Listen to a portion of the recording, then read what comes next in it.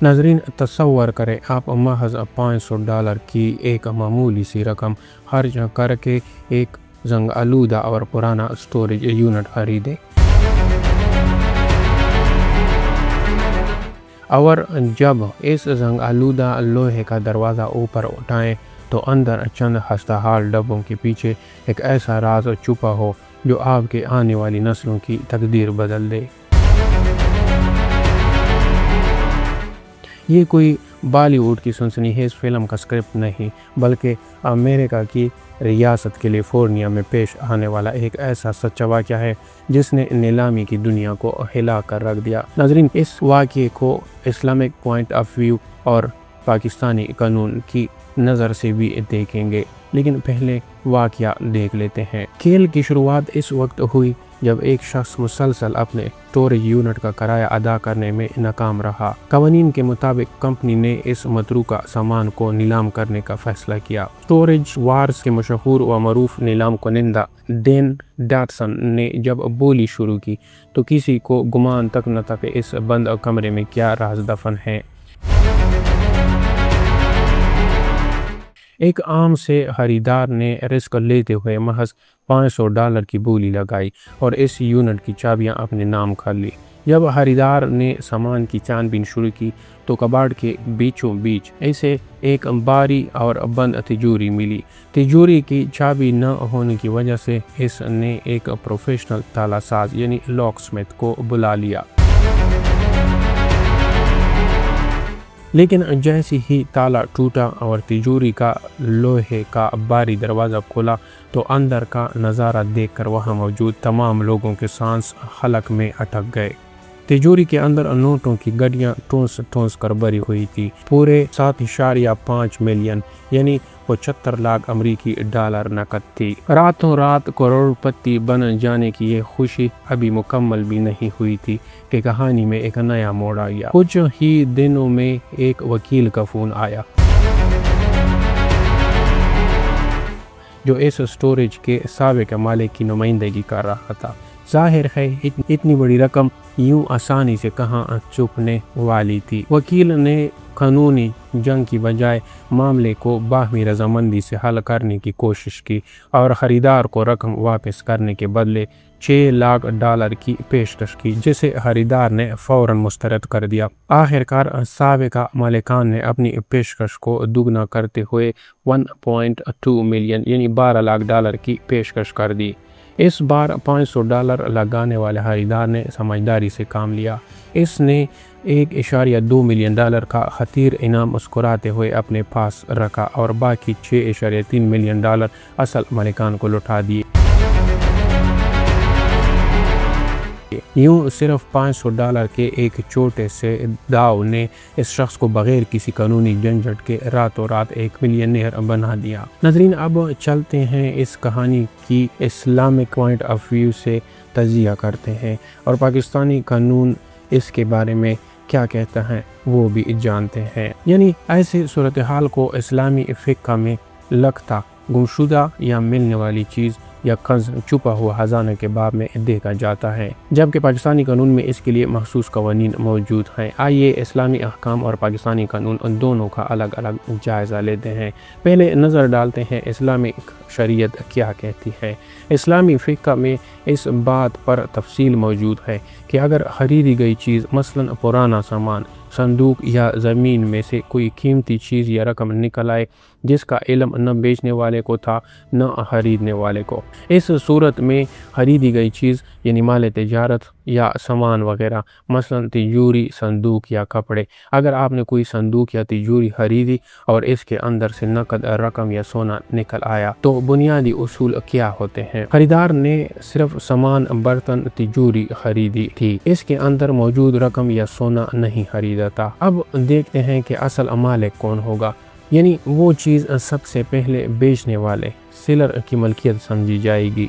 ख़रीदार पर लाजिम है कि वो बेचने वाले को बताए और वो रकम उसे वापस करे। अगर बेचने वाला कहे कि ये मेरी भी नहीं है, मैंने किसी और से खरीदी थी, तो बिल तरतीब पिछले मालिकान से रब्ता किया जाएगा। अगर असल मालिक का कोई सुराग न मिले या मालूम न हो सके कि ये किसकी थी तो इसे لقطہ یعنی امانت یا گمشدہ مال سمجھا جائے گا۔ اب لقطہ کا کیا حکم ہے اسلام میں؟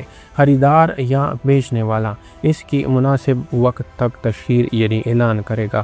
اگر اصل مالک نہ ملے تو وہ رقم کسی غریب یا مستحق کو صدقہ کی جائے گی۔ اگر تلاش کرنے والا یعنی جس نے یہ خریدا ہو اور جس کو یہ خزانہ مل گیا ہو خود شدید محتاج ہو تو بعض فقہا کے نزدیک وہ خود بھی استعمال کر سکتا ہے، لیکن اصل مال غنیمت یا ملکیت بیچنے والے اصل مالک کی ہی بنتی ہیں۔ اب دیکھتے ہیں اگر زمین خریدی گئی ہو اور اس سے خزانہ نکلے یعنی کنز، اگر زمین کی کھدائی سے پرانا ڈبہ یا خزانہ نکل آئے، اگر وہ اسلامی دور کے سکے، رقم وغیرہ ہے تو وہ زمین کے پہلے مسلم مالک کی ملکیت ہوگی۔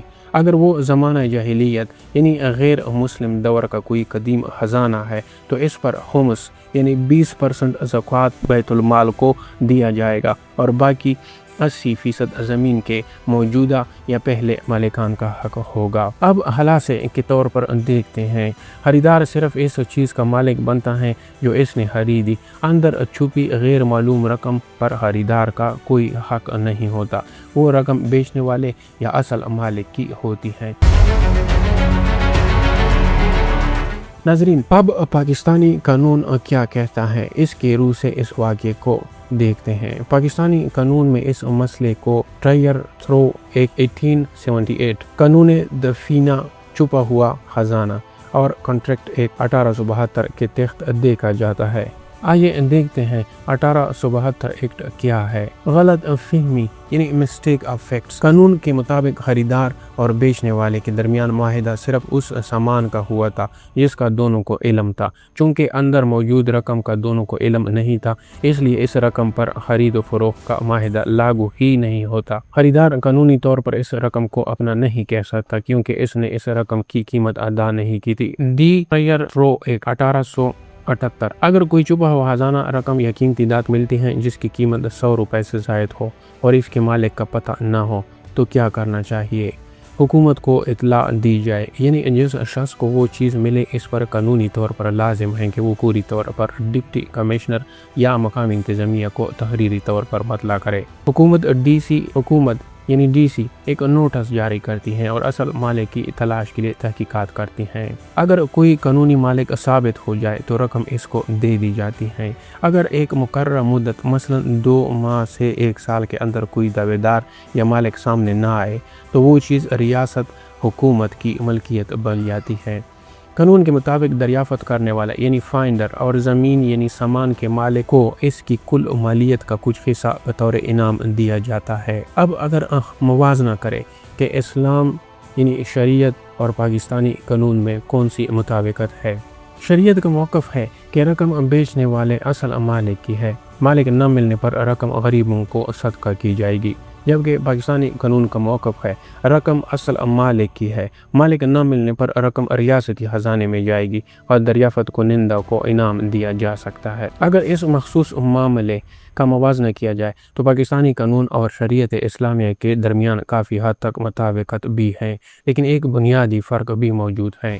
جن باتوں میں پاکستانی قانون شریعت کے مطابق ہے وہ ہے خریدار کا حق نہ ہونا، یعنی دونوں حکومت پاکستان اور شریعت اس بات پر متفق ہے کہ خریدار اس چھپی ہوئی رقم کا مالک نہیں بن سکتا کیونکہ اس نے صرف سامان خریدا تھا، وہ رقم اصل مالک کا پہلا حق۔ دونوں کا اصول ہے کہ سب سے پہلے اصل مالک یا بیچنے والے کو تلاش کیا جائے گا اور رقم اسی کا حق ہے۔